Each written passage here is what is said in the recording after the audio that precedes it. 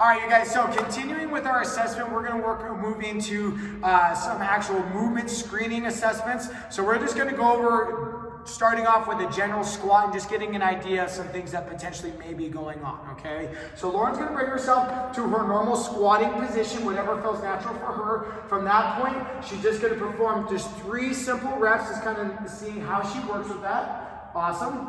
And then from there, she's going to turn in the other direction so you can kind of see that. Good, okay, so from there, you guys, you can see as far as, depending on how you're working through that, so as you can see, Lauren, yet again, she doesn't have her shoes on, so you can see, first and foremost, what's happening at the feet. Are we working that tripod foot? Are we having balance things going on there?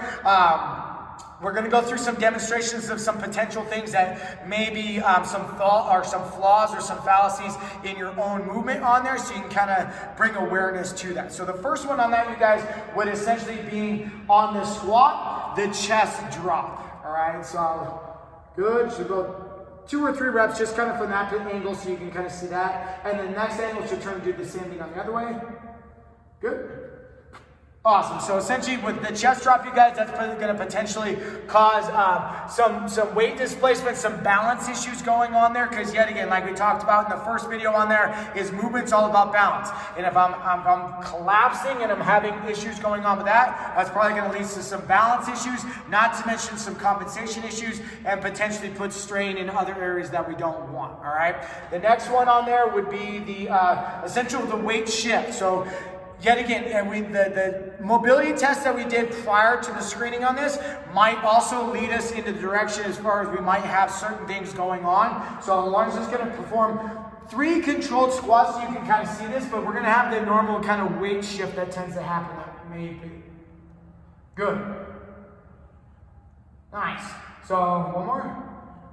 So obviously it's a little bit more exaggerated, but as you can see, as she squats down, her hips are shifting over to the right and trying to use her right side as kind of the predominant mover on that. So yet again, when you're squatting down, what's going on with the hips? We want to try to keep the hips directly under our center of mass, right underneath our nose and belly button. And if we're starting to see that hip shift going on, we know there may be some potential things happening as far as some imbalances and compensation going on. The next thing on there would be range of motion issues. So when she squats down, she may have a little of an immature squat where she can't get full range of motion due to, yet again, some mobility restrictions. It may be due to the chest falling. It may be due to the feet kind of rotating around. So there could be multitudes of things kind of happening as far as the range of motion restriction. The next thing that we'll talk about is, what we kind of led off of yesterday, is making sure the tripod foot, as she squats down, she may get that pronated or supinated aspect from the feet. There you go. So as you can see, her foot collapses, which as it comes down, causes that valgus knee angle going on. So we're losing position on there. She may also keep the feet planted, but also lose the knees. So as she's not necessarily losing the tripod foot, it's caving a little bit, but she's still getting that valgus knee angle kind of coming in, which is going to cause a slew of other things, the chest drop. And the last thing on there is the butt wink. She loves this one. So you might turn that way. So as she squats down, what we're looking for on there is the pelvis. What is the relationship with the pelvis? Go ahead and do that again. Come down nice and slow. So it's active back there, but as she comes down, you can see the pelvis anteriorly tuck underneath on there. So we refer to that as the butt wink. So what's happening on that, you guys, is we're losing tension. It may be a mobility restriction. It may be a neurological thing that may be going on if we don't know how to control the pelvis as we're sitting down to there. So that could be a good indication at the same time of what's happening with your squat. Are you seeing any of these issues coming up? And if we can bring awareness to them, then all of a sudden we can start to correct them, okay? Now, the next one on this, you guys, is testing. So that was a double leg squat. The other, if we have the ability, you guys, to do a single leg squat, oftentimes we may not have any issues come up when we're performing a double leg squat. But when we start to do a single leg squat, you might notice some discrepancies come up that would not have taken place with the double leg squat. So Lauren's going to have and do this barefoot, okay? I know for some of you guys out there that mobility tends to be a restriction on there, so this is gonna be a good director as far as what may be happening again, okay? So Lauren's just gonna perform 1 or 2 just simple single leg squats or pistols. Good, okay, so the same assessment, the same rules that we just applied for the double leg squat of what's happening at the feet. Is the chest dropping? Are we getting, the butt wink going on? Are we noticing imbalance from the foot? Are we having that knee valgus? That tends to be the big one on there. The hips shifting around, that tends to be probably the bigger one that tends to come up with the single leg squat. So the more we can bring out, if we do have those things on the single leg, we can yet again address those with certain specific training protocols, everything else on that, but it's becoming aware of it first. If you're not able to do the single leg squat fully, you may try do the same thing, just do a box. Do the pistol up front. You might just try the same thing, doing the single leg box squat. So grab a box, sit yourself down to it, and it probably won't be as obvious as if you were actually squatting down on your single leg, but you're probably going to at least get some sort of cueing going on with the body that will be compensating and shifting around similarly that when you were trying to perform a full squat, all right? And then the same thing, if you're still working on getting the squatting basics, doing a box squat, might just do 1 or 2, just regular box squats. So just doing a regular box squat can also give you some of the indications of the assessments that we're working on as well. It won't be as dramatic as performing with the other thing, just because you're not having to worry about so much motor control because you're sitting down to an object, but it will still give you an indication. Now, lastly, you guys, is a step up. Okay, so we can really address that single leg component. All right, so have Lauren just face the wall here to start, give you a good idea. You might do it on the other side.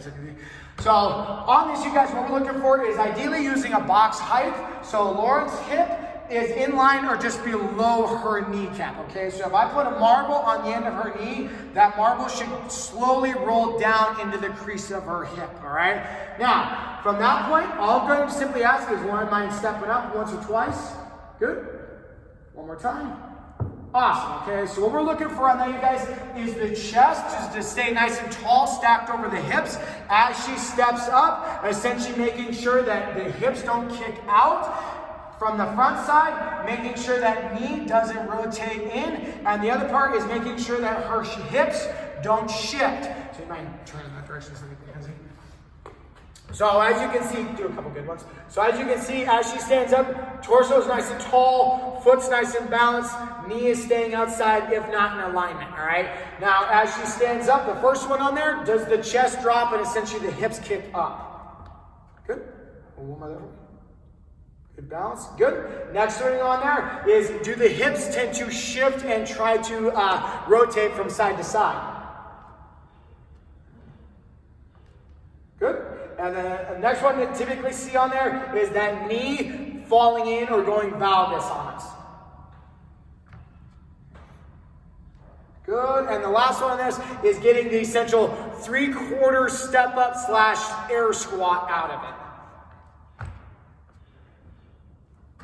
There you go. So as you go through that, you guys, you can kind of see if you have one leg that may be stronger than the other. You may have the left side, or you might have your right side be able to pass all the tests. You might find that your left side may have some issues going on, whether that be a discrepancy from strength-wise, whether that be a mobility restriction, whether that be just the chest dropping. So the more we can indicate from on a unilateral standpoint from one leg to the other will give us a good indication what could be potentially happening. In my opinion, it's a way better thing to distinguish one side versus the other than always testing out 2 legs at the same time.